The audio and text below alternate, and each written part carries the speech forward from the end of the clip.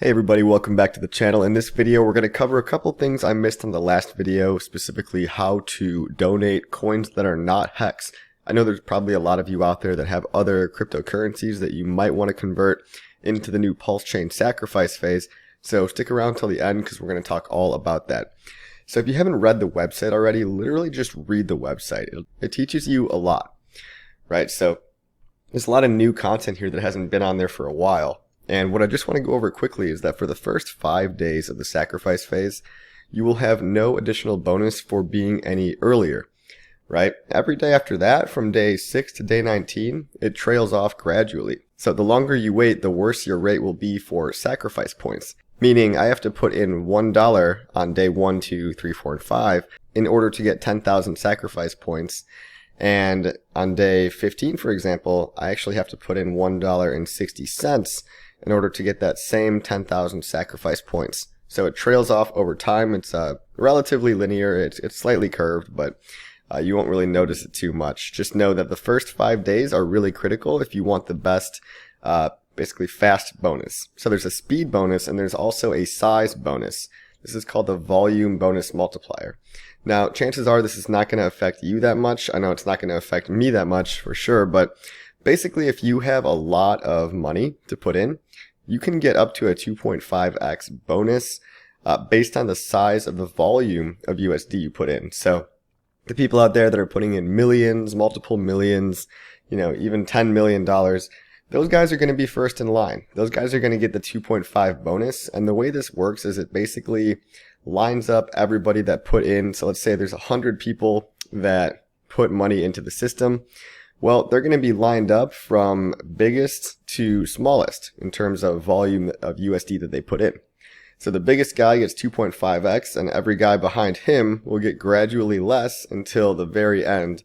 And at the very end, the very smallest guy just makes barely more than a 1x. So you'll probably be somewhere in the middle. I'll be somewhere in the middle. You might get a 1.25x, a 1.2x, but this shouldn't really be that concerning, guys. This is not as big of a multiplier as the speed bonus. So be aware that there's a volume and a speed component to the sacrifice phase.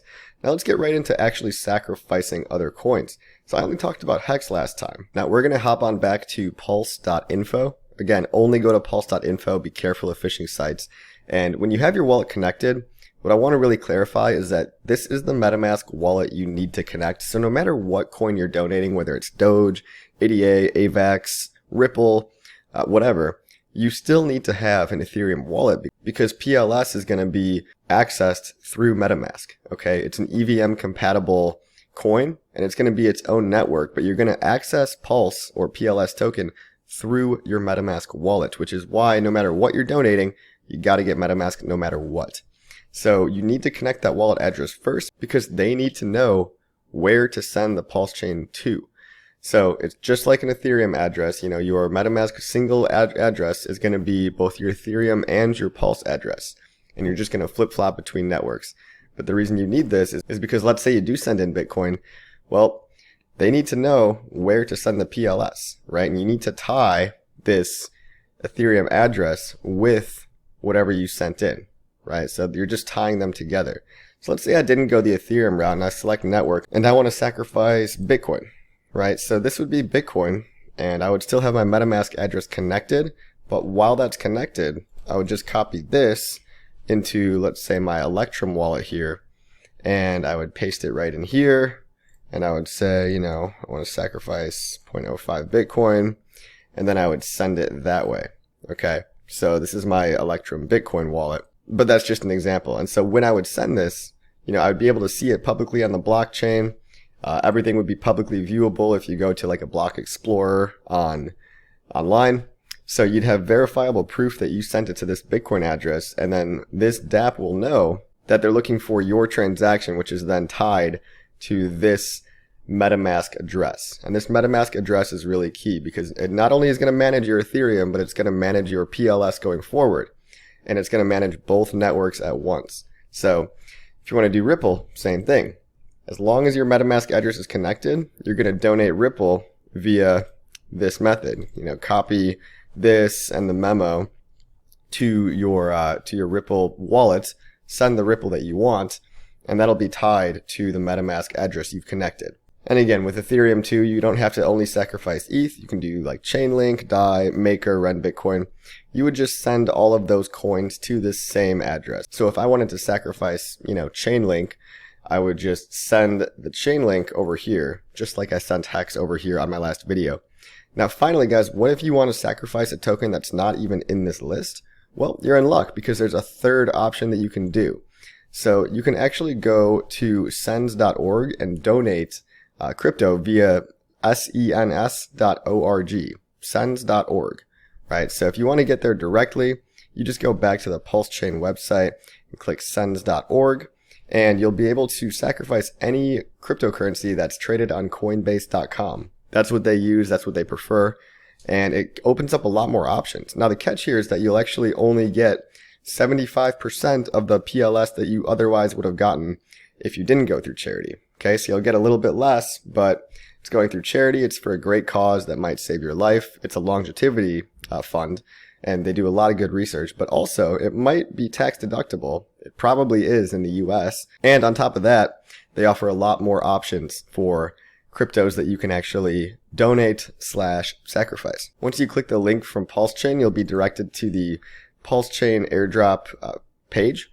And on this page, you click here to fill out a form with required information. Now that form looks like this. So you're going to put in some basic information about yourself, choose whatever crypto or method you want to do, say what you're donating, your public address for it, and just enter all this information in the form. Okay. And then you can donate any cryptocurrency that's traded at Coinbase. Note that they cannot accept Hex or XRP, which is fine because you can donate those through the other method that we just mentioned. But if we check out the donate page, right, let's go over here. This is a giant list of all the additional coins you can sacrifice because they're all Coinbase approved. So Aave, Ampleforth, Balancer, Augur, CeeLo, Chainlink, Dash, Decentraland, EOS. There's so many on here that I can't even name them all. I'll just try to name the popular ones. OMG, Orchid, Polkadots, Polygon, Ren, Solana, Stellar Lumens, SushiSwap, Uniswap, Tezos. There's so many options. So you might have any number of these altcoins in your wallet that you might want to get rid of for something with a better opportunity, getting in at the ground floor of a brand new crypto instead of holding on to one of these coins in a bear market, which doesn't seem so great to me personally. And what's really cool is on top of all these methods, guys, on top of all these methods, remember how in this form, PayPal, crypto, stock donation, and bank transfer/check were all options? Well, you can do that over on this page. If you scroll down, you can donate by mail, you can donate stocks that you might have, you can donate via PayPal and all these other different methods. You just have to make sure you email airdrop@sens.org and tell them what method you're doing, and also fill out this form to tell them what method you're donating by. So you can do a donation in real dollars from your bank, actual stocks that you might hold if you want to get rid of some Tesla stock or some Microsoft, whatever. And you can even do it the old-fashioned way and send a check in the mail if you're really old school like that. So I thought that was worth mentioning. So this is a list of all the addresses that you can send to, and you would just send your funds here to these addresses if you happen to have one of these coins. So if I've got Augur, I would send there and copy paste that, from my MetaMask wallet and send in however much I want. And then, but don't forget to fill out this form first so that they know and they can tie your name to that send, and they know who sent that donation and they know who to credit for their send. And remember, you'll only get 75% of the US dollar value. So it's as if I donated $100 to Sends, it would be as if I sacrificed $75 in the sacrifice phase. Okay. Now for the donations, really read the website and make sure you're following all the instructions. Okay.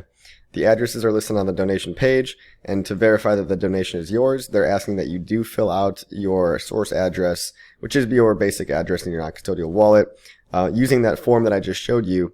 And you can also send an email to airdrop@sens.org. That's airdrop@sens.org, just prior to making the donation, to give them one extra layer of confidence and one extra confirmation that you sent it in. Now it says once your donation is processed, they'll send you an email verification that'll include the date, USD value, and ETH address of your donation. And if it's correct and you have no further actions to take, you just wait for Richard Hart and the PulseChain actual network to launch. So sit back, relax, and just let it happen. So thanks for watching, everybody. That's how you sacrifice coins other than Hex.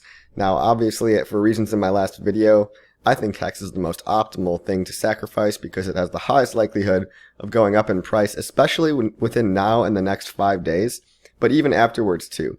And you can think of it as you're taking Hex out of the circulating supply into a very stable hand that has pretty much never moved coins.